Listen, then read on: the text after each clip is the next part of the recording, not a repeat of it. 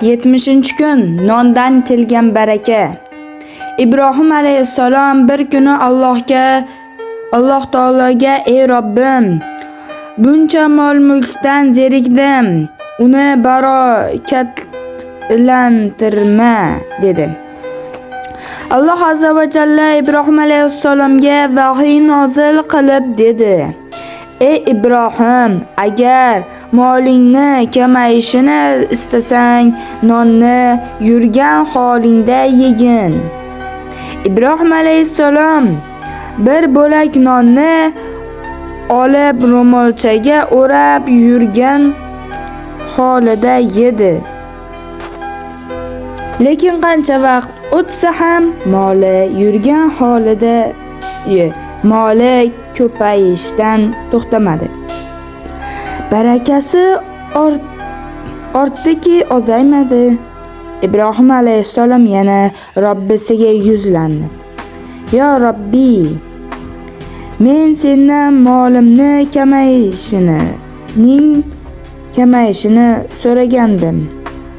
Ammo sen molimni barakasini yanada orttirding. Buning sababi nima?" "Ey Ibrohim, senga nonni yurgan holatingda yeyishni buyurdim.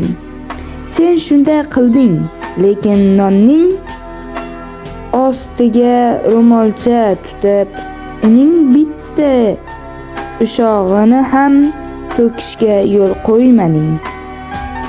Agar to'kilganda men bu bandam bergan ne'matimning qadriga yetmayapti, uni isrof qilyapti, deb bergan ne'matlarimni qaytarib olardim.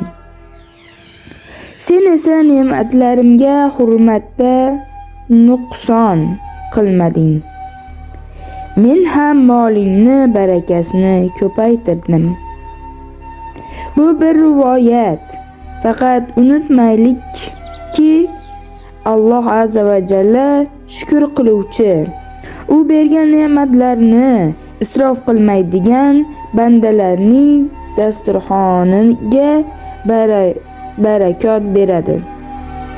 Junayd Bag'dodiy aytganlaridek, shukr bu Alloh bergan narsa bilan uning o'ziga isyon qilmaslik.